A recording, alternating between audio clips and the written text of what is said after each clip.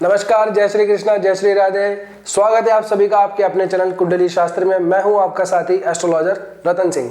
आज मैं आपके लिए लेके आया हूं साप्ताहिक राशिफल। और इस सप्ताह यानी कि 1 दिसंबर से लेके और 7 दिसंबर के बीच में ग्रहों का बहुत अलग अलग राशियों के अंदर परिवर्तन होने जा रहा है। तो इन परिवर्तनों का आपकी राशि के ऊपर क्या प्रभाव पड़ेगा, आइए जानते हैं। कन्या राशि वालों के लिए आने वाला जो सप्ताह है बहुत ज़्यादा मिला जुला होने वाला है। कहीं पे आपको मिलेगी अच्छी खबर और कहीं पे कुछ लोगों का हो सकता है कि दिल टूट जाए। देखिए, आपके जो राशि से अब तक आप लोगों के लिए आपके द्वितीय भाव के अंदर बैठे हैं, धन भाव में बैठे हैं, वाणी के भाव में बैठे हैं, कुटुंब के भाव में बैठे हैं, बहुत बढ़िया स्थान है। सेविंग्स वगैरह होती हैं, पैसा वगैरह आता है, सब कुछ ठीक है। लेकिन 6 दिसंबर को बुध जो है अपनी इस राशि को, क्योंकि बुध महाराज जो है वक्री होकर के गए थे यहाँ पे 28 नवंबर को जो है बुध महाराज मार्गी हो गए हैं, यानी कि अपने रास्ते सब चलने लगे। यहाँ से रिवर्स जाते जाते तुला के अंदर प्रवेश कर गए थे। अब वापस से इन्होंने रिवर्स गियर को छोड़ करके और गाड़ी को जो है फ्लो के अंदर चलाने लगे हैं।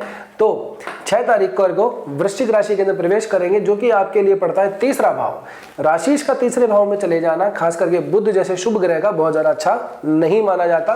व्यक्ति को स्ट्रगल बहुत करना पड़ता है, मेहनत ज्यादा करनी पड़ती है, रिजल्ट उसको नहीं आ पाते हैं। ऐसी समस्या इन लोगों के साथ में अब होने वाली है, यानी कि आप लोगों को अब एफर्ट ज्यादा करने पड़ेंगे। रिजल्ट के अंदर थोड़ा सा जो है आप लोगों को वेट करना पड़ेगा। लेकिन यहीं पे एक अच्छी खबर और भी है। अच्छी खबर यह है कि जैसे ही बुध महाराज यहाँ पे आएंगे तो इनके परम मित्र शुक्र भी यहाँ पे बैठे हुए हैं। तो बुध और शुक्र की युति हो जाएगी तीसरे भाव के अंदर। तो एक तरीके से लक्ष्मी और नारायण, यानी कि साक्षात माता लक्ष्मी और भगवान विष्णु, इन ग्रहों का इसी तरह से युति को बताया गया है। लक्ष्मी नारायण योग बन जाता है जब शुक्र और बुध आ जाते हैं। तो बुध और शुक्र की ये जो युति है आप लोगों के लिए पराक्रम भाव को जो है बलि बना देती है। आपकी जो मेहनत है वो ऐसा नहीं है कि वेस्ट जाएगी। आप जिस भी एरिया के अंदर काम करेंगे वहां से आप लोगों को रिजल्ट जरूर मिलेगा।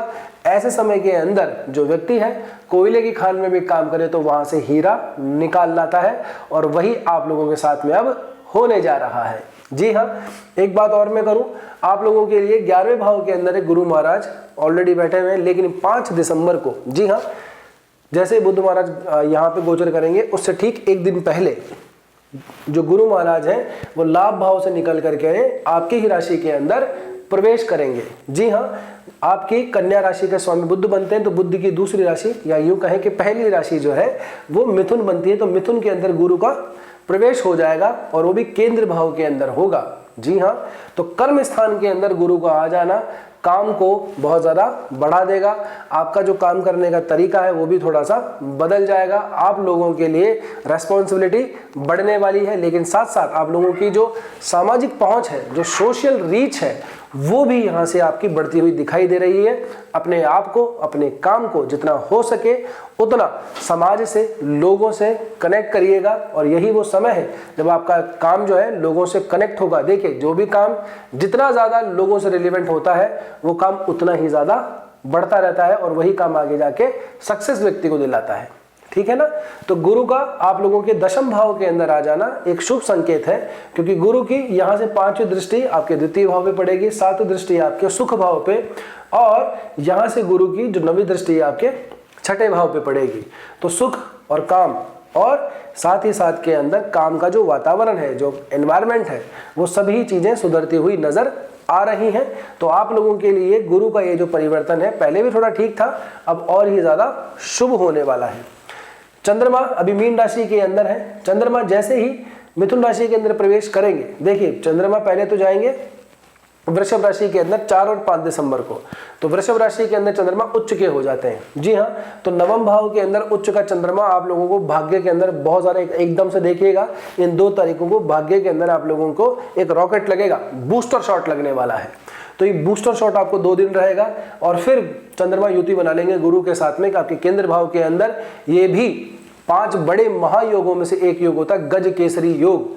तो गज केसरी योग गुरु और चंद्रमा के मिलन से बनता है, जो कि आपके 6 तारीख और 7 तारीख को आपके केंद्र भाव के अंदर बनेगा, यानी कि भाग्य का साथ भी मिल रहा है, काम का साथ भी मिल रहा है, तो फिर अब आप लोगों को चाहिए ही क्या। जी हाँ, तो आपके लिए तो ये जो गोचर है बहुत ज़्यादा बढ़िया होने वाला है। आपके राशि भी जो है जाएंगे तीसरे भाव में, लेकिन फिर भी शुक्र के साथ में ये एक अच्छी युति बनाएंगे और एक धन प्राप्ति, मेहनत के अंदर फल देने वाला योग आप लोगों के लिए लेकर के आ रहे हैं।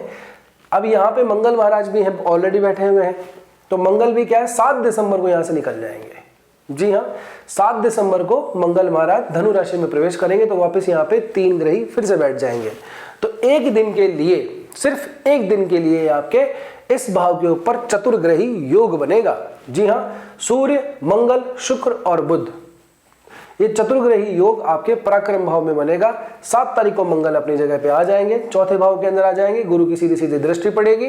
तो अमूमन मंगल यहाँ पे आपको बैठ करके इतना ज्यादा तकलीफ नहीं देंगे, क्योंकि गुरु के साथ में इनकी सीधी सीधी सप्तक हो रहे हैं। अपनी मम्मी से थोड़ा सा तमीज से बात कीजिएगा, उनके स्वास्थ्य का ध्यान रखिएगा, ज्यादा बहस मत किया कीजिए, अपनी माता के साथ में संबंध अच्छे बना के रखिए, सब कुछ जो है ठीक रहेगा। दुर्व्यसनों से आप लोगों को स्पेशली दूर रहना है, शराब वगैरह का सेवन बिल्कुल भी नहीं करना है आप लोगों को, नॉनवेज वगैरह भी आप लोगों को बिल्कुल भी नहीं खाना है, ये आप लोगों के लिए बहुत ज्यादा हानिकारक हो सकता है। जो शुभ स्थिति आप लोगों के लिए बन रही है वो बिल्कुल ही रिवर्स हो जाएगी, ठीक है ना। तो ग्रहों की जो युति है आप लोगों को देने के लिए आई है, अगर आप क्या है कि उसको लेंगे नहीं तो कोई मतलब नहीं निकलेगा फिर इतना हमारा राशिफल वगैरह बनाने का। आपके रिलेशनशिप की बात करें तो पंचम भाव के स्वामी शनि महाराज बनते हैं।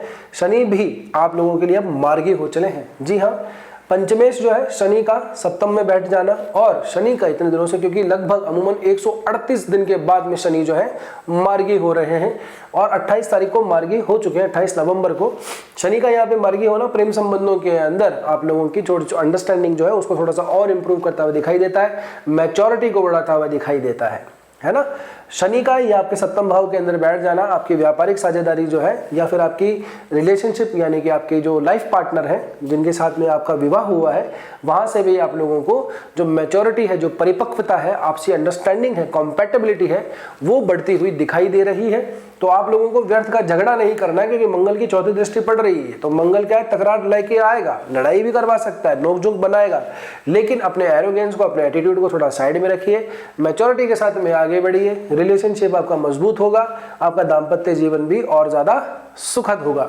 बात करते हैं अच्छी खासी किसी रेमेडी की, तो नई रेमेडी कुछ नहीं है, जो पहले बताइए वही आप लोगों को करनी है। नए दर्शक थोड़ा सुन लीजिए, आप लोग बस कुछ नहीं करना, सुबह उठा कीजिए जल्दी, सुबह घूमने फिरने जाते हैं, कुछ और व्यायाम वगैरह करते हैं तो करिए। आसपास गणेश जी का मंदिर होगा, वहां जाइए, स्नान करके जाते हैं तो अंदर प्रवेश कीजिए, नहीं तो बाहर से प्रणाम कीजिए, और उसके बाद में 5-10 रुपए के मूंग साथ में रख लेने हैं, और आसपास जो पक्षी वगैरह मिले उनमें वो स्प्रेड कर देने हैं, यानी कि पक्षियों को हरे मूंग आप लोगों को डालने हैं।